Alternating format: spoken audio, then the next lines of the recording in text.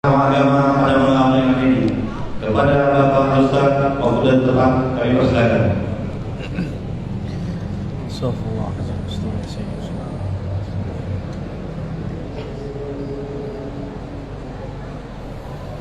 Assalamualaikum warahmatullahi wabarakatuh. Waalaikumsalam.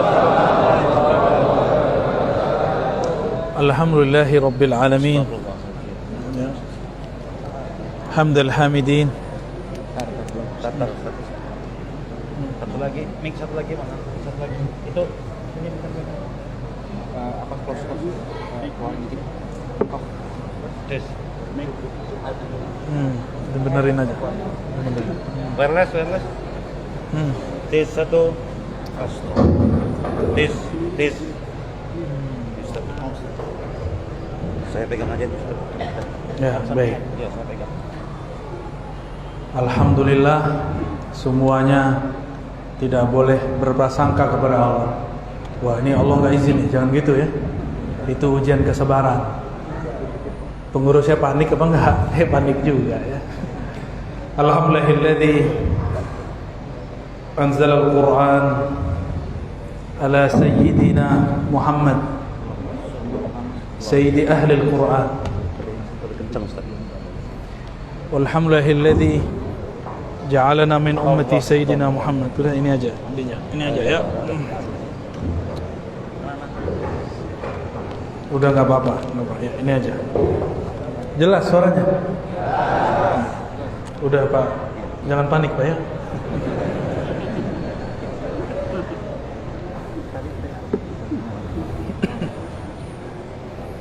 Asyhadu an la ilaha illallah wa asyhadu anna Muhammadan abduhu wa rasuluh. Allahumma salli ala sayyidina Muhammad. Allahumma salli ala sayyidina Ahmad. Allahumma salli ala sayyidina al-Mahdi wa ala alihi wa ashabihi wa li baitihi wa zurriyyatihi ajma'in. Amma ba'du. Para asatidz, para tuan guru, pengurus masjid, semoga dalam ridha Allah Subhanahu wa taala. Amin. Barusan saya dikasih buku oleh Dr. Iqbal. Masya Allah, jenggotnya soheh tak? Inta Azhari Al-Mandaili takharajta min Al-Azhar. Ajib. Saya tadi cemas, kira di Medan tidak ada ahli sifat 20. Ternyata Dr. Iqbal ahli sifat 20. Tadi bukunya mana tuh? Ini bukan lagi jualannya, tapi saya menyarankan antum baca ini. Tapi kalau pusing, ngaji sama beliau ya. Yang penting ngajinya. Ya.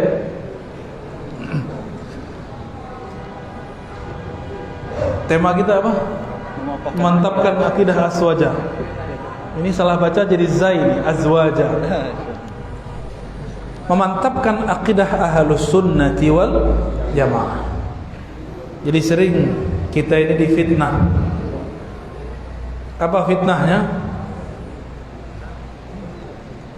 Ulama Wasliyah, ulama NU, ulama Muhammadiyah tidak ikut Rasulullah, cuma ikut Imam Asy'ari. Bahkan ketika kita bermazhab Syafi'i, apa kata dia? Jika Imam Syafi'i berbeda dengan Nabi, kita ikut Nabi. Itulah perkataan paling konyol yang pernah saya dengar di beberapa tahun ini. Katanya alim, katanya doktor juga, katanya tamatan luar negeri juga. Tapi apa kata dia? Jika Imam Syafi'i berbeda dengan Nabi, kita ikut Nabi. Coba antum bayangkan, Imam Syafi'i beda sama Nabi, mungkin nggak? Hah? Mungkin nggak? Yang semangat dong. Mungkin nggak Imam Syafi'i beda Nabi? Mungkin. Imam Syafi'i itu menuliskan manhajnya dalam kitab Ar-Risalah. Imam Asy'ari ikut Imam Syafi'i dalam bab fiqih. Karena beliau berguru kepada imam-imam yang bersambung silsilah ilmunya kepada murid-murid Imam Syafi'i. Kata kawan, tidak usah ikut Syafi'i, ikut Bukhari aja. Pernah dengar gak? Benar? Gimana cara jawabnya?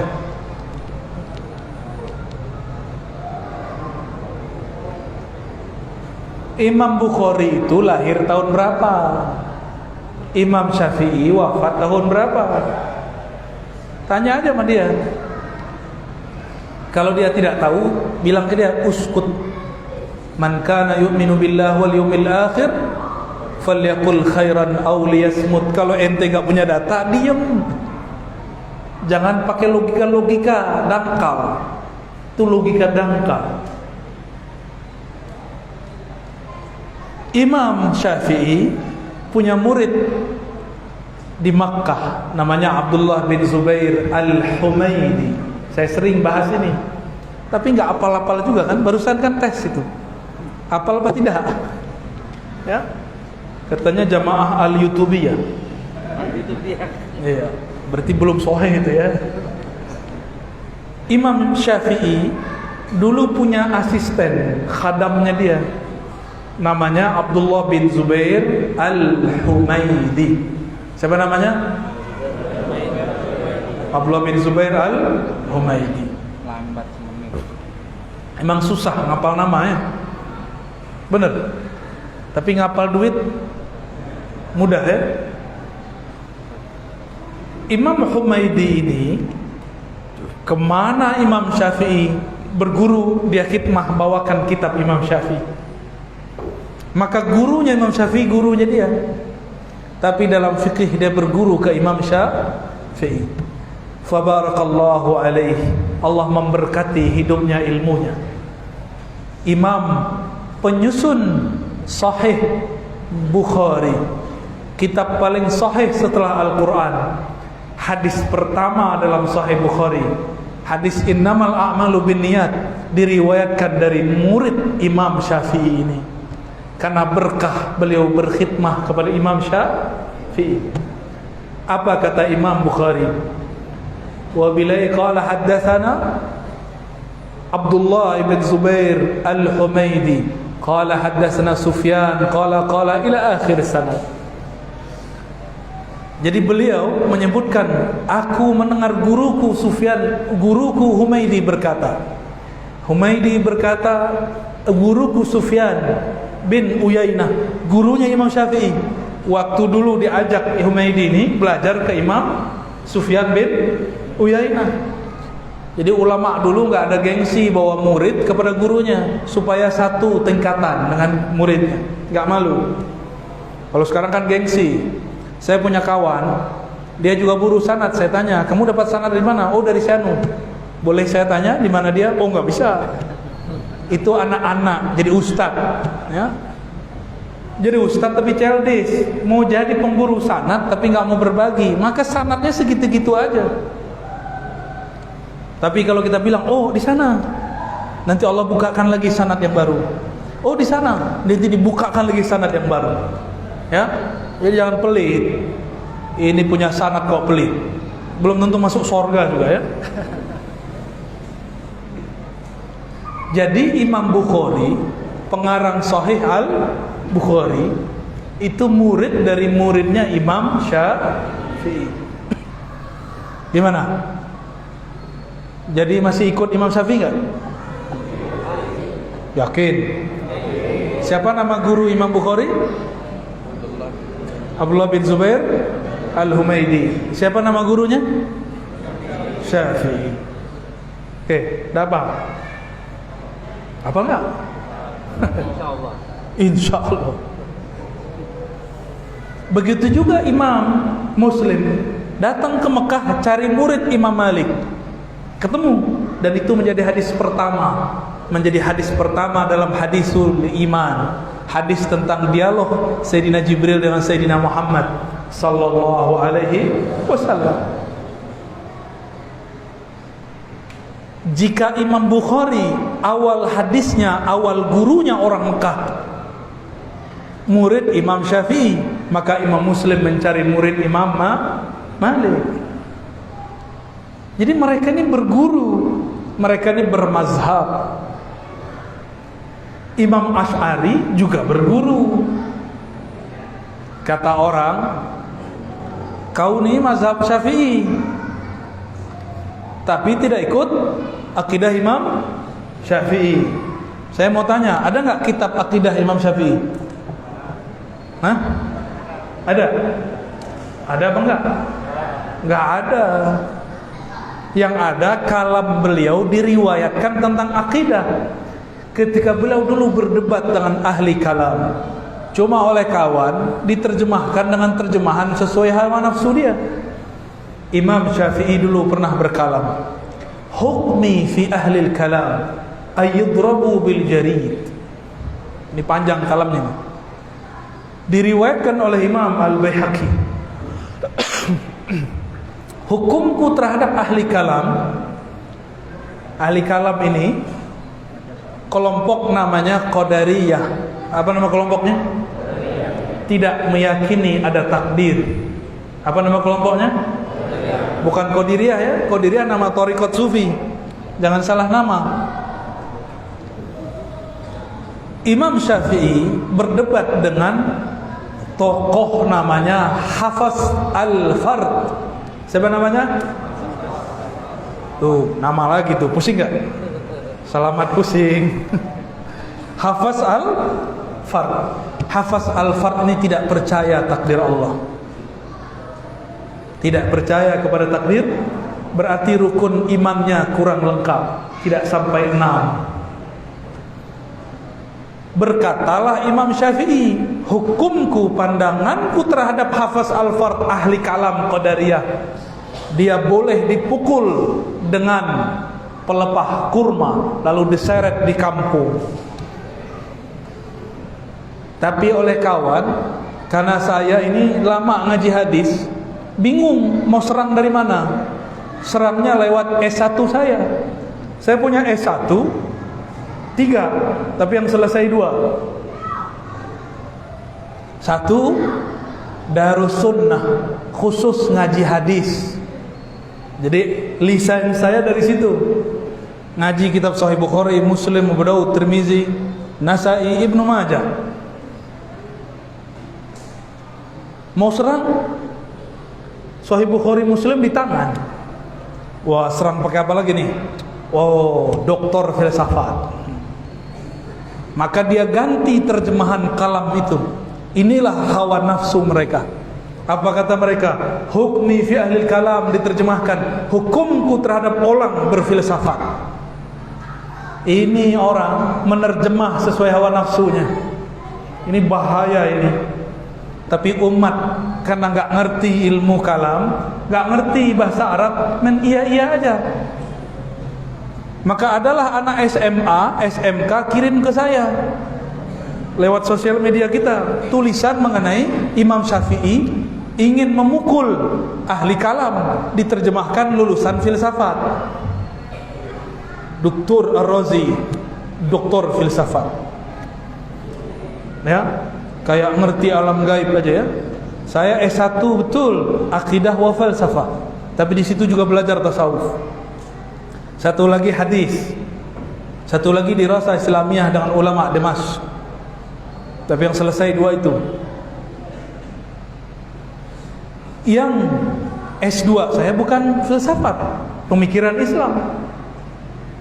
S3 juga pemikiran Islam, bukan filsafat. Jadi yang nuduh saya doktor filsafat itu keliru, itu tuhmah, buhtanun azim. Bingung mau nyerang pakai hadis. Saya 15 tahun tinggal di ma'had khusus hadis. Oh, enggak puas juga dia serang guru saya. Dia jelek-jelekkan ma'had saya. Apa katanya? Guru kamu sesat.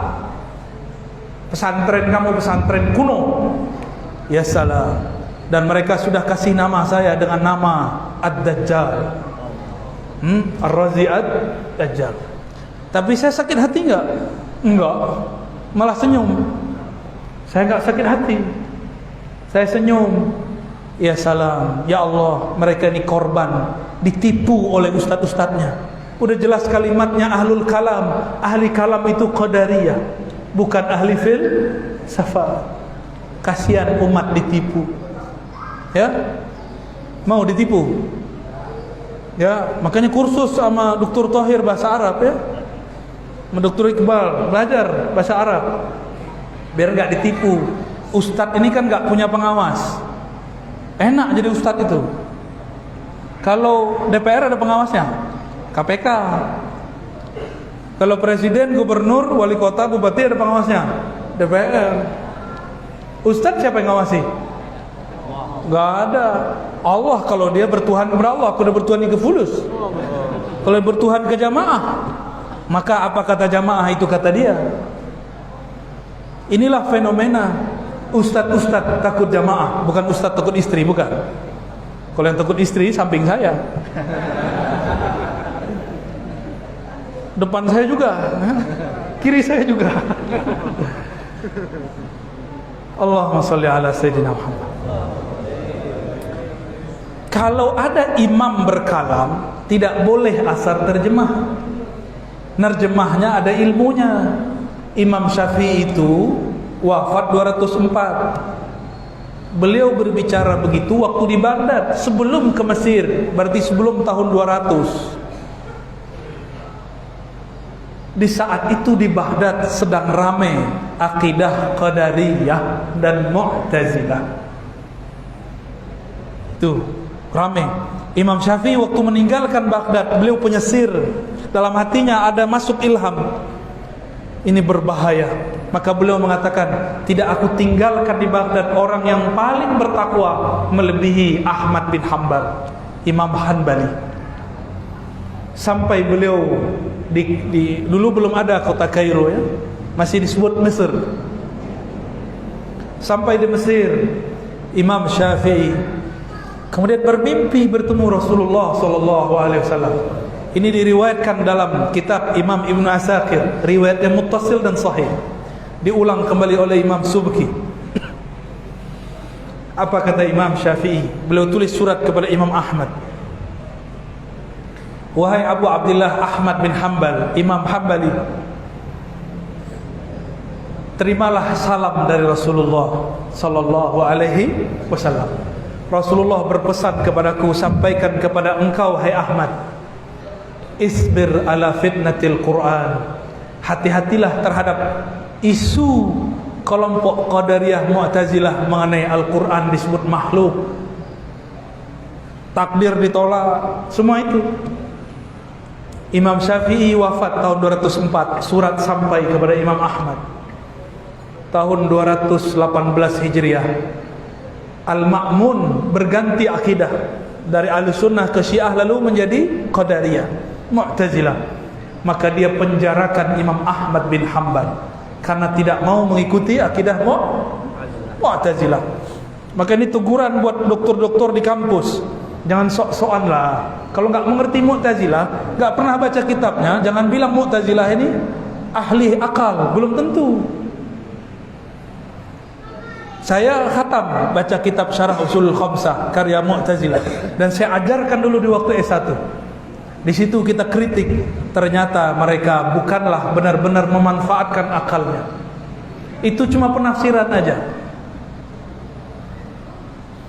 Mu'tazilah baru muncul filsafat. Jadi kelompok filsafat baru muncul setelah Imam Syafi'i.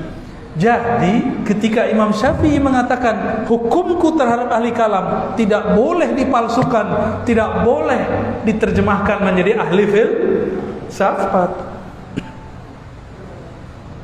gitu ya. Akidah Imam Syafi'i ini dipertahankan oleh Imam Ahmad. Bedanya Imam Ahmad tidak berdebat, Imam Syafi'i pernah berdebat. Kalah Hafiz Al-Fadl. Lalu Imam Ahmad punya murid dan punya kawan. Nama kawannya Al-Karabisi, Husain Al-Karabisi. Imam Husain Al-Karabisi ini dia mengambil sikap Imam Syafi'i berdebat. Dia dulu sering tinggal di rumah Imam Syafi'i, Imam Karabisi. Jadi Imam Karabisi ini punya murid nanti. Begitu juga Imam Ahmad punya murid nanti, sama, namanya Zakaria As-Saji. Dari beliaulah kemudian turun ke Imam Abul Hasan Al-Asy'ari. Maka akidah Ahlus Sunnah yang diriwayatkan Imam Asy'ari bersambung kepada 3 imam sekaligus.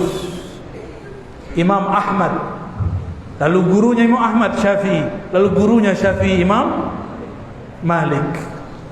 Bersambung, bahkan bersambung kepada Imam Sufyan bin Uyainah, Sufyan Ats-Tsauri, Ibnul Mubarak, dan imam-imam yang lain yang mungkin kalau disebut namanya jenggot antum bisa rontok, ya. Jadi akidah Asy'ari itu bukan akidah buatan Imam Asy'ari. Imam Asy'ari hanya meriwayatkan akidah Imam Ahmad. Imam Ahmad hanya mengajarkan akidah Imam Syafi'i. Bismillah.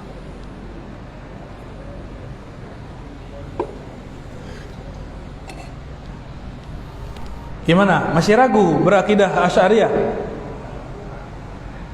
Di sini sudah ada pengajian sifat 20 belum, Ustaz? Pak. Sudah. Siapa? Dr. Iqbal ini sudah. Alhamdulillah. Semoga tambah rame, ya. Tugas saya kan manas-manasin pakai tabligh akbar, ya. Habis itu antum yang panasin sendiri.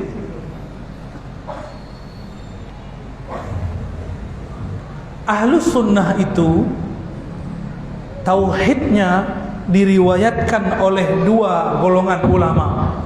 Satu ulama ahli akal, tadi Imam Asy'ari. Ada juga ulama ahli qalbu.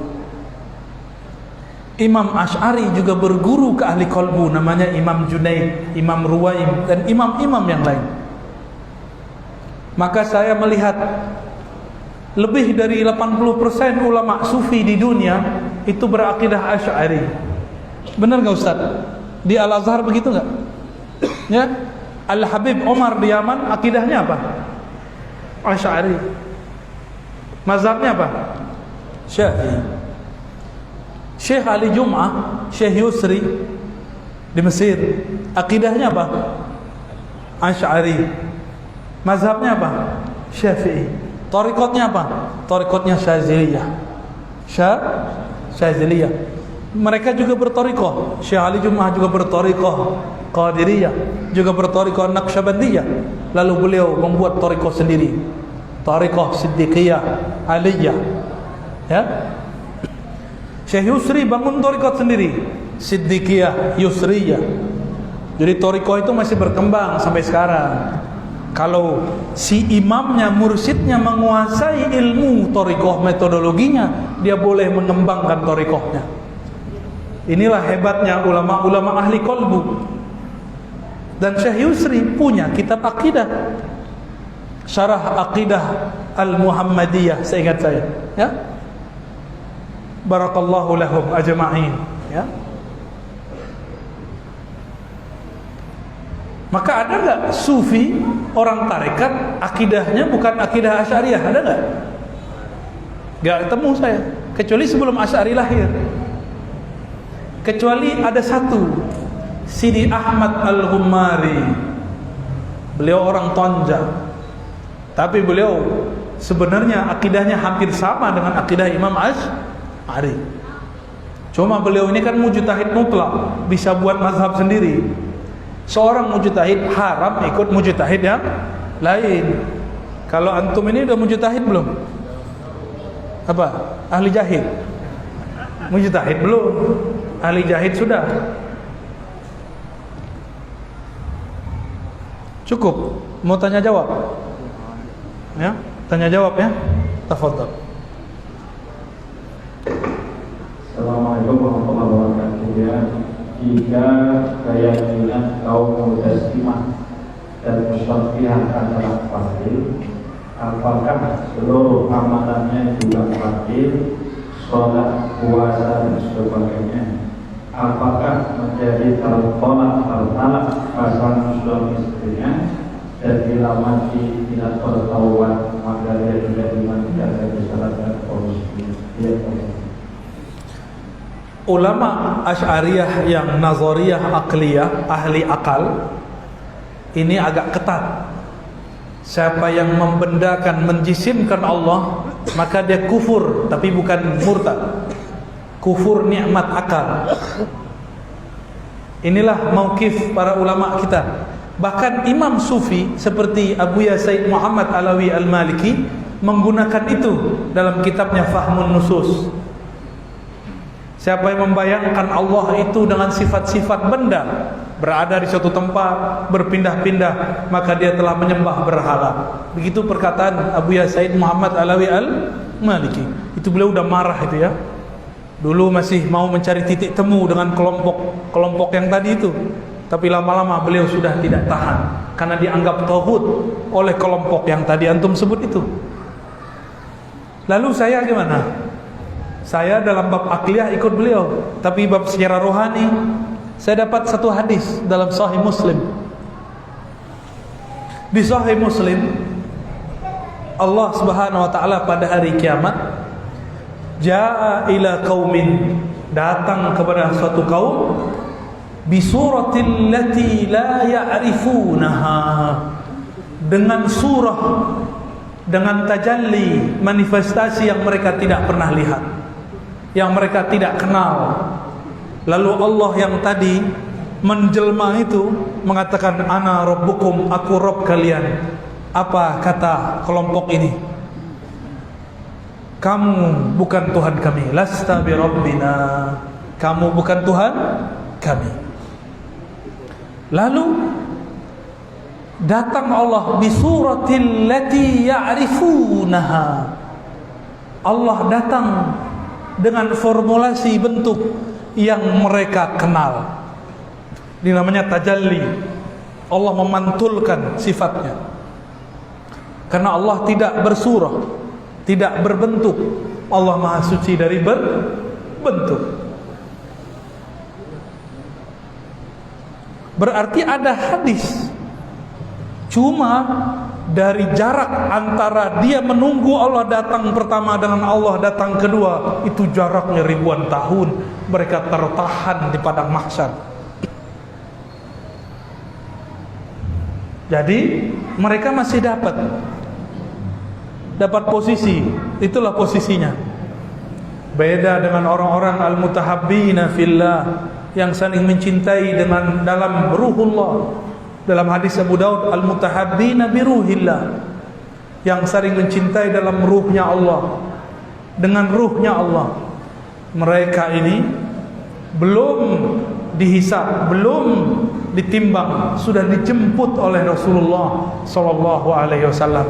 Tidak perlu dihisab, tidak perlu diazab. Mereka lah para wali-wali Allah. Dan kebanyakan wali ini sufi. Ahli fikih yang sufi itu wali. Jarang sekali ahli fikih itu sufi. Bahkan sekelas Imam Syafi'i dituduh benci sufi. Benar gak? Benar. Mereka riwayatkan lagi kata-kata Imam Syafi'i di kitab Al-Baihaqi, tapi penjelasan Imam Baihaqi mereka tidak kutip. Mereka berkhianat kepada Imam Al-Baihaqi dan Imam Syafi'i. Kata mereka, Imam Syafi'i berkata, sufi itu jahulun kasulun, jahil sangat jahilnya, malas sangat pemalasnya. Kata siapa? Imam Syafi'i. Itu kata mereka. Giliran cocok sama nafsunya diambil kalam Imam Syafi'i. Padahal tadi dia ngomong, kalau Imam Syafi'i beda sama Nabi, jangan ikut Syafi'i, ikut Nabi. Sekarang cocok dengan nafsunya, maka dia ambil kalam Imam Syafi'i. Dia lupakan ada kitab Diwanus Syafi'i, bahwa Imam Syafi'i mengatakan, jadilah kamu faqihan sufian, faqih yang sufi. Dia lupakan riwayat Kusyairi, supaya Imam Ahmad jangan uji-uji seorang sufi. Pingsan Imam Ahmad habis menguji seorang sufi. Dia lupakan riwayat-riwayat yang tidak sesuai dengan nafsu mereka. Afara'aita man ittakhadha ilahahu hawa. Apakah engkau melihat orang yang menjadikan Tuhannya adalah hawa nafsunya? Cocok sama nafsunya diambil. Nauzubillah min zalik. Imam Kusyairi akidahnya Asy'ari, nulis kitab Risalah Kusyairiyah, ditulis di situ akidah gurunya Asy'ari, namanya Imam Junaid. Apa kata Imam Junaid? At-tauhid ifradul kinani 'anil hudus. Tauhid itu engkau mampu membedakan antara yang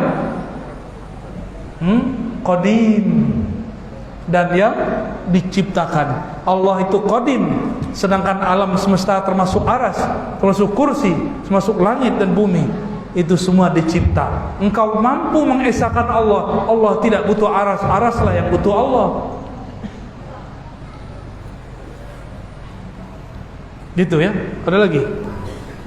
Kemudian bagaimana caranya kita bisa mendapatkan seorang mursyid secara jalur rohani?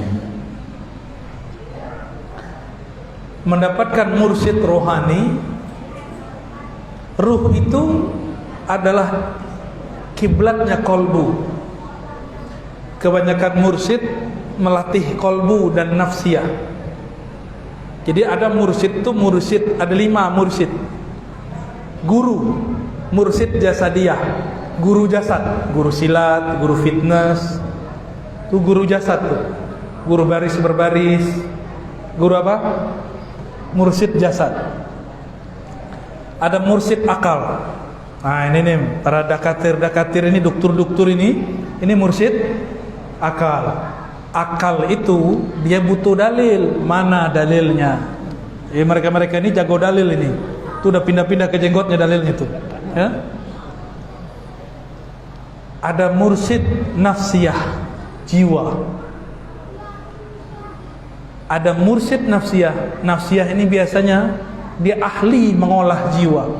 Ini terbagi 2. Ada yang kebatinan, ada yang keislaman. Kalau kebatinan nanti jadi prana aura. Tahu? Itu silat-silat kebatinan. Baca prana orang ya. Gak usah tembak-tembak lah orang lagi dengan prana kita, terpana ya. Terus ada versi keislaman. Inilah 40 thariqah yang dimu'tabarkan di Indonesia. Nafsiyah ini dia juga punya titik-titik rohani dan warna-warna latifah. Mirip dengan prana tapi berbeda. Ya. Tapi itu baru sampai di nafsiyah, jiwa. Maka kalau ada orang zikir pakai nafsiyahnya, belum tentu nafsiyahnya tunduk. Maka jangan heran kalau ngeliat mursyid suka marah-marah. Ya, jangan heran ngeliat orang-orang tarekat ngamuk-ngamuk di jalan. Itu karena apa? Karena nafsiyah dia belum terlatih. Pernah ketemu nggak doktor psikolog, doktor di kampus, doktor akidah, doktor filsafat, tapi galau? Pernah ketemu nggak? Stres, pernah ketemu nggak? Dia dokter akal, memahami apa aja pakai akal, dia stres lah. Corona nggak bisa dipahami dengan akal, ya, harus pakai kolbu, biar hilang bebannya. Kalau pakai akal panik, ya, panik nggak? Panik. Ada mursyid qalbiyah.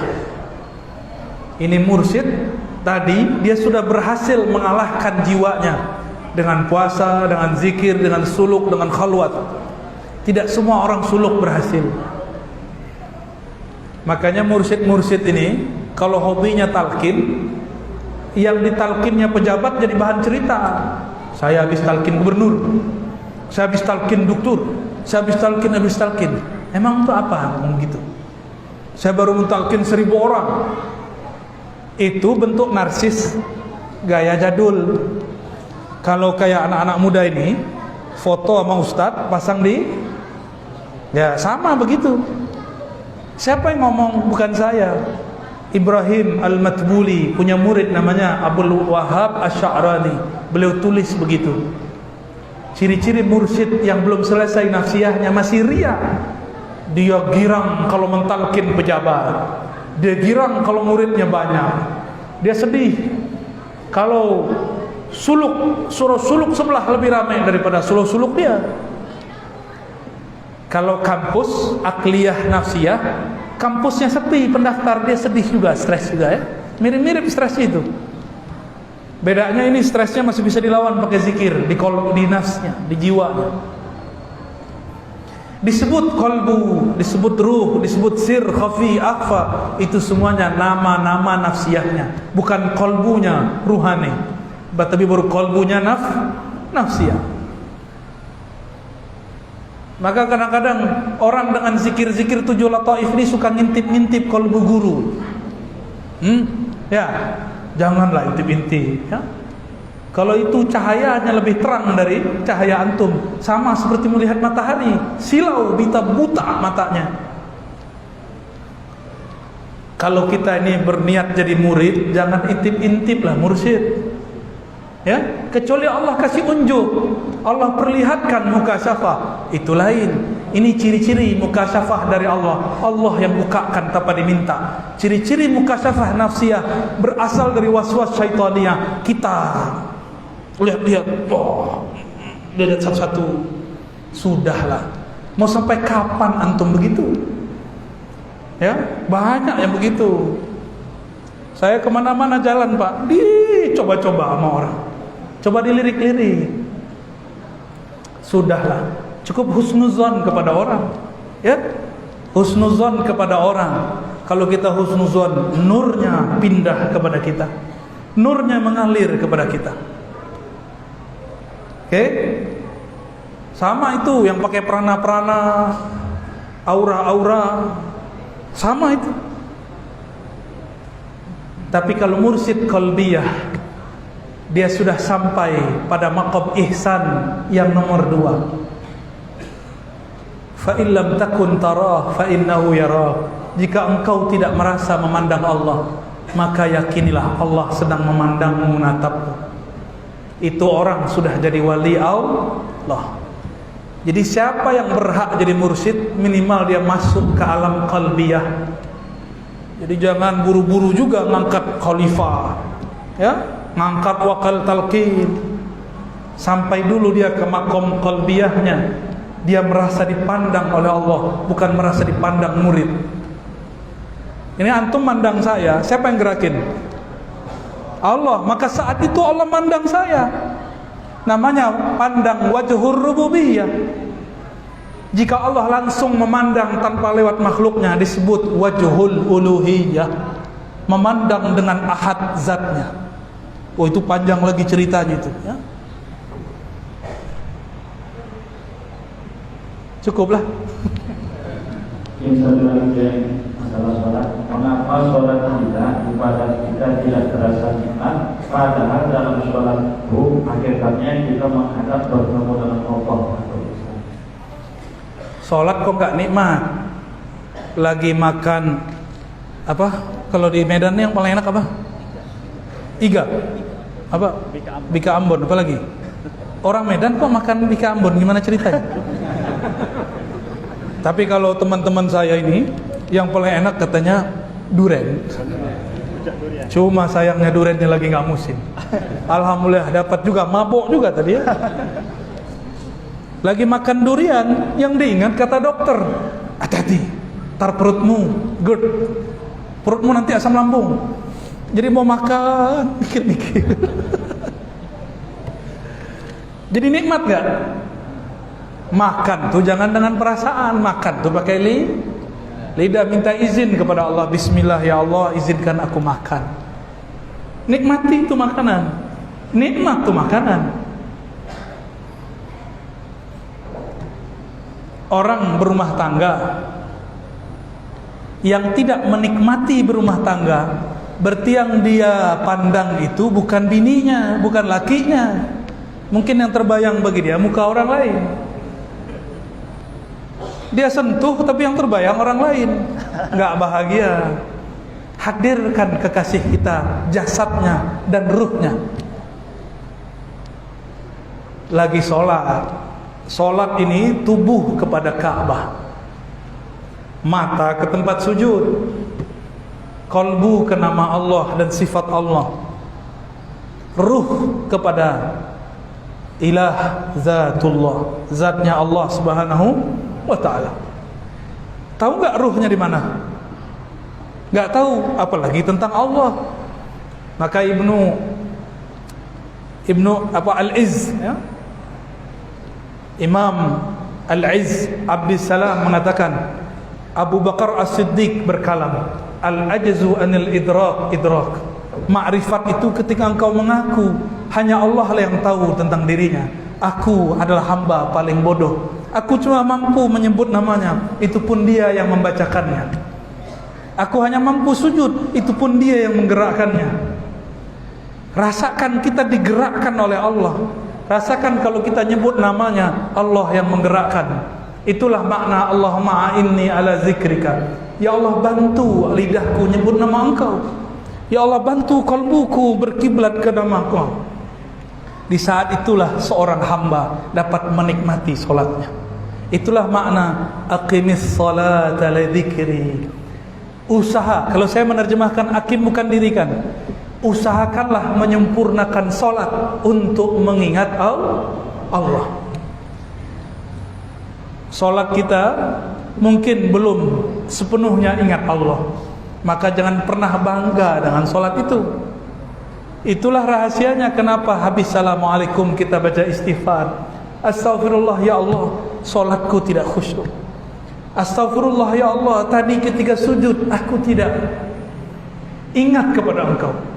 Kalau imam baca ayat, suaranya merdu terasa olehnya, terus dia mengatakan, saya mau merdukan supaya yang di belakang keasikan. Dia kemudian istighfar, ya Rabb, ampunkan aku membaguskan suaraku bukan untukmu, tapi untuk selainmu. Nah, ini kalau jadi imam ada caranya. Jadi imam supaya khusyuk solatnya, ini namanya maqam imam. Sahabat namanya Abu Musa al-Ash'ari. Abu Musa lagi baca Quran malam-malam hari. Nabi tertegun dan Nabi berdiri diam. Bayangkan dulu ketika Nabi Daud baca Mazmur atau Zabur, beliau baca berhari-hari. Burung berhenti, angin berhenti, air pun menjadi tenang.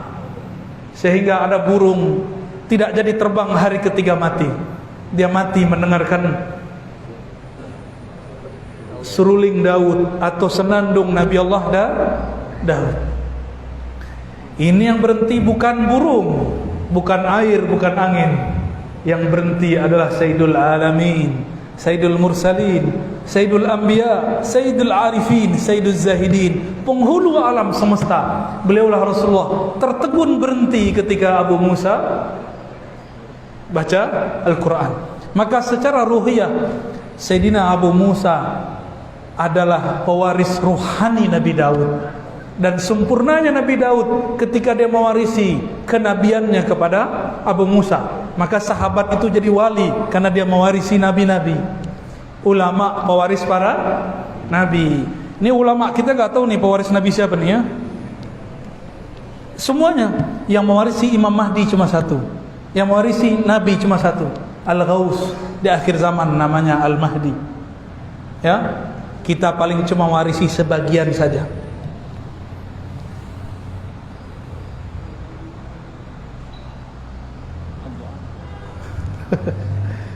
Cukup ya. Saya 5 kali 5 tempat berhasil Dr. Thohir menyiksa saya ya. Besok ada lagi. Subuh insyaallah. Subuh sama? Subuh, duha dan Jumat. Masya Allah 3. Kata Dr. Thohir cukup katanya ya. Saya takut sama dia ya. Baik Bapak Ibu yang muliakan Allah, apabila orang-orang meragukan akidah ahlu sunnah, maka bawalah sanad. Apabila orang meragukan nasab habaib, bawalah nasab. Apabila orang meragukan thariqat, bawalah ijazah ya.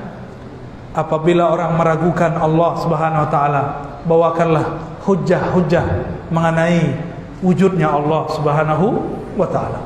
Semoga kita yang hadir malam ini diberkahi oleh Allah Subhanahu wa taala. Semoga umat Nabi Muhammad ini diberikan kesabaran, ketabahan, ditancapkan kalimah tauhid la ilaha illallah dalam kalbunya, ditumbuhkan cinta kepada Rasulullah sallallahu alaihi wasallam, dikembangkan, dipancarkan cahaya dari dirinya, dari dalam pikirannya hanya mencintai Allah dan kekasih Allah Nabi Muhammad sallallahu alaihi wasallam. Ala hadhihi da'awat wa hadhihi al-maqasid wal ghayat. Al-Fatihah.